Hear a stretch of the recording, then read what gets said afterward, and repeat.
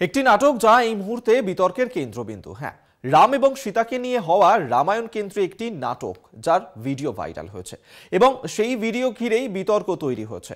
ওই নাট্য প্রযোজনায় যুক্ত থাকার অভিযোগে পুনের সাবিত্রীবাই ফুলে বিশ্ববিদ্যালয়ের এক শিক্ষক সহ 5 পড়ুয়াকে গ্রেফতার করা হয়েছে।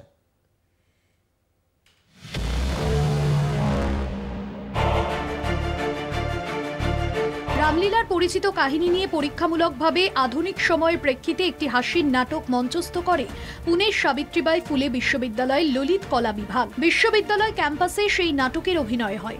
নাটকের একটি দৃশ্যে সীতাকে সিগারেট টানতে দেখা যায়। সীতাকে সিগারেট ধরাতে সাহায্য করছেন স্বয়ং রাম। সূত্রের দাবি, দর্শকরা আমোদিত হলেও নাটকে সীতার ধূমপানের ছবি ভাইরাল হতেই ক্যাম্পাসে চড়াও হয় গেরুয়া বাহিনী। ধুন্ধুমার কাণ্ড বাধায় তারা। পরিস্থিতি ঘোরালো হয়ে উঠতে নাটক মাঝপথে বন্ধ হয়ে যায়। আরএসএস ও তাদের ছাত্র সংগঠন এবিভিপির কর্মীদের দাবি, ধূমপানরত সীতাকে দেখিয়ে হিন্দুদের ভাবাবেগকে আঘাত করা হয়েছে। এই দাবিতে বিক্ষোভ দেখায় গেরুয়া বাহিনী। তাদের দাবি, রাম সীতার মুখে অশালীন ভাষার সংলাপ বসানো হয়েছে ভগবান রামচন্দ্রকে খাটো করার লক্ষ্যে। অবিলম্বে নাটকের প্রযোজনা বন্ধ করে সংশ্লিষ্টদের গ্রেফতারের দাবি তোলে। ইতিমধ্যে ওই আধুনিক রামলীলার দৃশ্য সোশ্যাল মিডিয়ায় ভাইরাল হয়ে যায়। বিশ্ববিদ্যালয় কর্তৃপক্ষ পুলিশের হস্তক্ষেপ চায়। এদিকে স্থানীয় থানায় রাম সীতাকে নিয়ে ধর্মীয় ভাবাবেগে আঘাত করার অভিযোগে এফআইআর দায়ের করে এবিভিপির প্রতিনিধিরা। তার জেরেই বিশ্ববিদ্যালয়ের ললিত কলা বিভাগীয় প্রধান সহ মোট 5 জনকে গ্রেফতার করে পুলিশ।